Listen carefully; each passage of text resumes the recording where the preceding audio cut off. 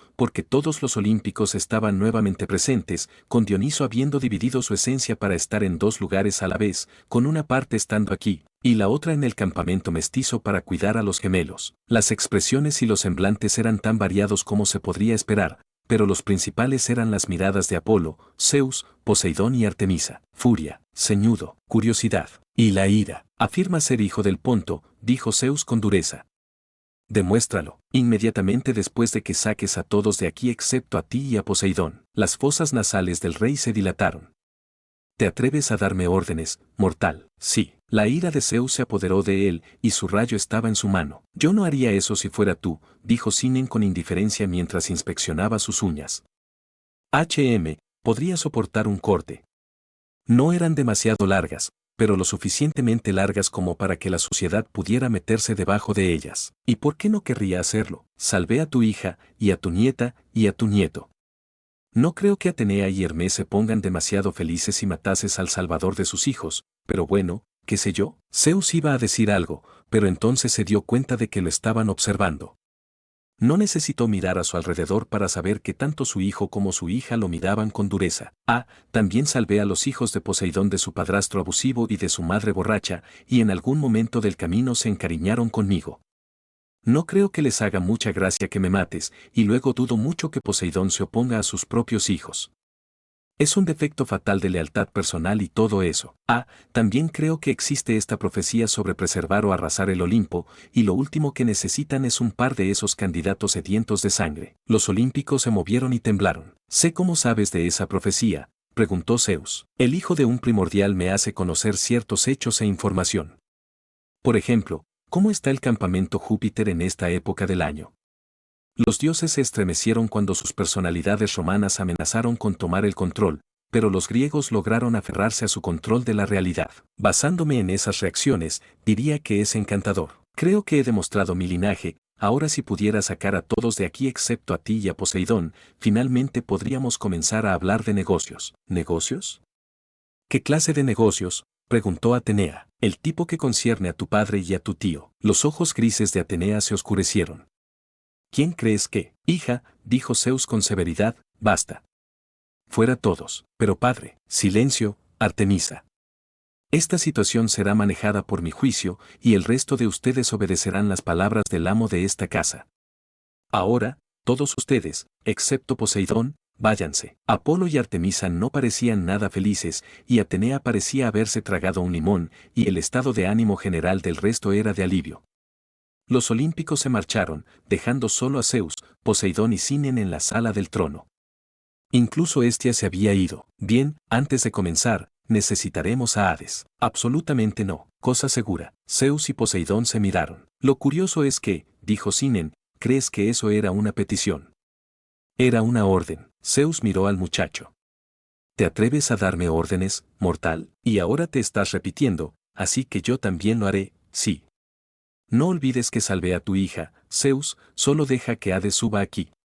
Necesito hablar con él de todos modos y preferiría no tener que viajar hasta el inframundo. Es un poco tedioso. Poseidón resopló. Deja que Hades suba, hermano. Ya habríamos acabado con esto si no fueras tan terco. Zeus gruñó, pero aún así chasqueó los dedos, lo que le dio a Hades acceso temporal al Olimpo. Las sombras se ondularon de inmediato y el señor del inframundo llegó en toda su oscura gloria, y no parecía feliz. Estaba mirando a Zeus con enojo. Mataste a mis hijos antes de que se hiciera el juramento, y luego vas y engendras 2 más en menos de 3 años, y esperas que no tome medidas. Sus hijos eran una amenaza que sin duda habrían seguido los pasos de sus hermanos, Stalin y Hitler, y lo último que el mundo necesitaba eran 2 niños más del inframundo capaces de destruir el mundo. ¿Y los tuyos no? El primer ciclo menstrual de Thalía provocó una supertormenta que mató a más de 100 personas. Zeus iba a seguir discutiendo, pero entonces la sala del trono empezó a estar increíblemente fría y los 3 dioses de repente se sintieron muy amenazados. Caballeros, por favor, dijo Cinen. Estamos aquí para hacer negocios, no para pelearnos. Zeus, eres un hipócrita. Hades, eres mezquino. Poseidón, te mantienes demasiado indeciso. Listo. Todos ustedes han sido señalados con sus defectos y ahora podemos seguir adelante. Zeus, a cambio de salvar la vida de tu hija, jurarás sobre el río Estigia que, de ninguna manera, perseguirás a los hijos de Poseidón y eso se extiende a cualquiera de tus descendientes que haga lo mismo. Poseidón, a cambio de salvar a tus hijos, les darás a Nico y Bianca toda la protección y el apoyo que puedas darles. ¿Qué? Interrumpió Hades. ¿No te lo dije? Me tomé la libertad de sacarlos del Hotel Lotus y llevarlos al campamento. Ahora mismo, están siendo observados por un par de gemelos curiosos que no están seguros de qué hacer con ellos. Con el juramento de Poseidón, serán cuidados y protegidos contra cualquier cosa, así que no tendrás que preocuparte por eso. Sí, Zeus, fallaste a los niños y solo le diste a la mujer, puntería impecable. Hades miró con el ceño fruncido a su hermano pequeño, las sombras de la sala del trono se doblaron y se movieron. Zeus tuvo la decencia de moverse en su silla. Cinen aplaudió. Bueno, esas son mis condiciones. Zeus jura mantenerse alejado de los hijos de Poseidón, y Poseidón jura proteger a los hijos de Hades, y Hades puede irse a la cama por la noche sabiendo que sus hijos están a salvo con sus primos. Ahora, si puedes cumplir con tu parte del trato, todo estará casi bien en el mundo. Zeus parecía como si le estuvieran metiendo una piña en la garganta.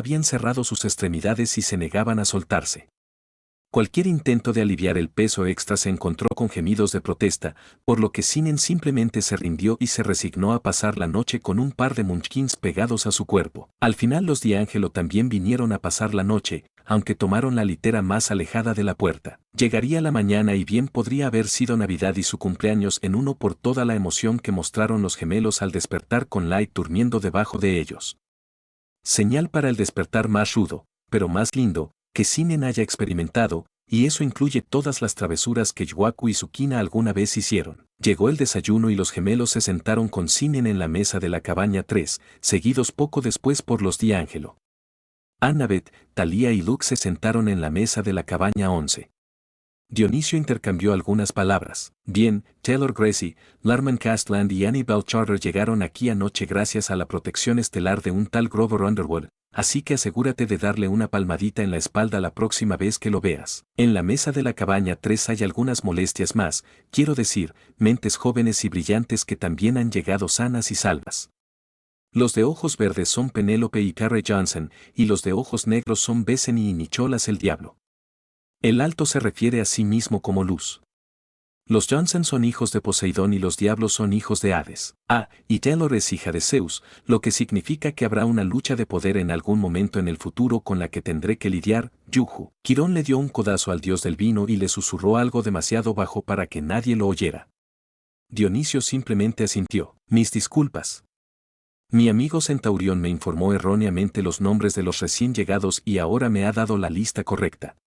De arriba a abajo, tenemos a Thalia Grace, Luke Castellan, Annabeth Chase, Persephone y Percy Jackson, y Bianca y Nico D'Angelo.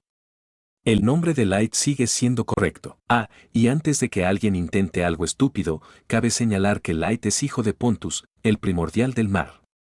Eso es todo. Ahora, ve a echar comida al fuego. Me gusta cómo huele. Basta decir que los semidioses estaban completamente aterrorizados de intentar algo contra la mesa 3, dada la cantidad de poder que se estaba extendiendo por allí. Y la situación solo empeoró cuando aparecieron los hologramas, tridentes verdes sobre los Jackson, calaveras negras sobre los D'Angelo, un rayo azul eléctrico sobre Thalia, un búho gris sobre Annabeth y un caduceo azul claro sobre Luke, para su consternación. La atmósfera se iluminó cuando las cabañas saludaron a sus nuevos hermanos, y Thalia, en camino a la mesa 1, lanzó una mirada sospechosa y curiosa de reojo a los ocupantes de la mesa 3, pero una sola mirada de Perséfone hizo que la joven de casi 13 años caminara un poco más rápido. La orgullosa sonrisa de Sinnen estaba oculta por el cuello de su capa. Fiel a su palabra, el hijo de Ponto pasó el día instalando a los gemelos, mostrándoles el campamento, dándoles un régimen de entrenamiento que seguirían, completo con consejos y sugerencias sobre cómo mejorar y hacerlo más difícil para que sus cuerpos y habilidades siguieran mejorando. Les había dado todo el conocimiento que necesitarían sobre el futuro, sobre en quién confiar y en quién no, con quién hablar y con quién no. Pequeñas pistas y vagos presagios sobre los acontecimientos y cómo evitarlos o sacar provecho de ellos. Los D'Angelo finalmente se abrieron, ya que estaba claro que se quedarían con sus compañeros gemelos en la cabaña 3. Estaban profundamente y muy confundidos por todo lo que estaba sucediendo, pero no era nada que una dosis rápida de Sharingan no pudiera solucionar. Así, los hijos de Hades no solo se pusieron al día con los principales eventos históricos, sino también con los eventos del futuro. Así, se inició una conspiración de 4 personas. Los gemelos, animados por Light, contaron su historia con cara seria, y su preparación emocional quedó demostrada, ya que ninguno de ellos tartamudeó ni se derrumbó.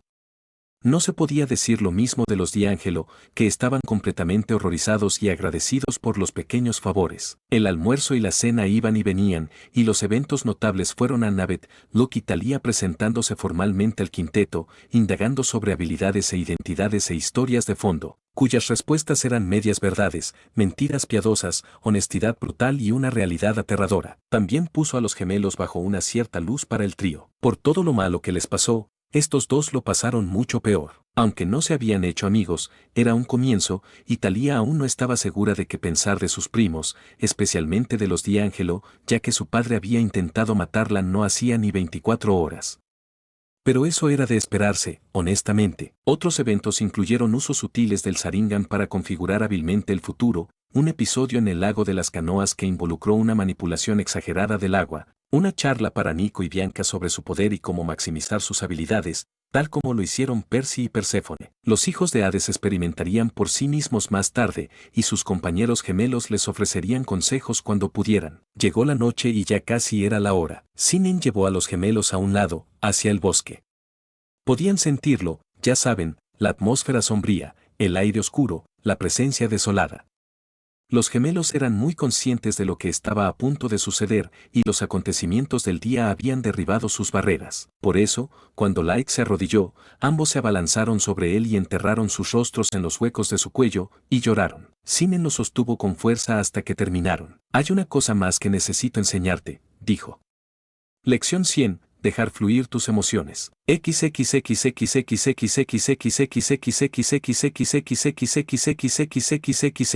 Rayo que estaba sentado sobre la pared de lava del campamento mestizo, invisible para todos, excepto para una persona. Desde su posición privilegiada, podía ver toda la propiedad, pero no miraba a nadie ni a nada en particular. Solo miraba al vacío, con la boca entreabierta en una sonrisa dentada de dientes irregulares. A la luz del atardecer escarlata, sus ojos brillaban con el color de la sangre hirviendo. No llegaría a ver los frutos de su trabajo, pero sabía que serían innegablemente interesante.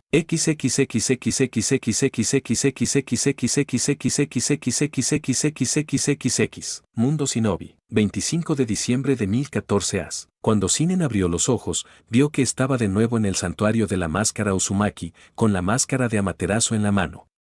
En una bocanada de humo, la máscara fue sellada. La luna todavía colgaba en el mismo lugar, el aire nocturno, mucho más limpio que el que había estado respirando durante tanto tiempo, seguía siendo el mismo. Incluso los insectos y los animales no se habían movido de sus posiciones y Kisame estaba exactamente en el mismo lugar que la última vez. Parecía que, en su escapada de un mes por el multiverso, el tiempo no había pasado. ¡Qué intrigante! Sin embargo, esas no eran las cosas que preocupaban a Sinnen. El tiempo, la luna, el aire y los animales no eran cosas que estuvieran en su mente.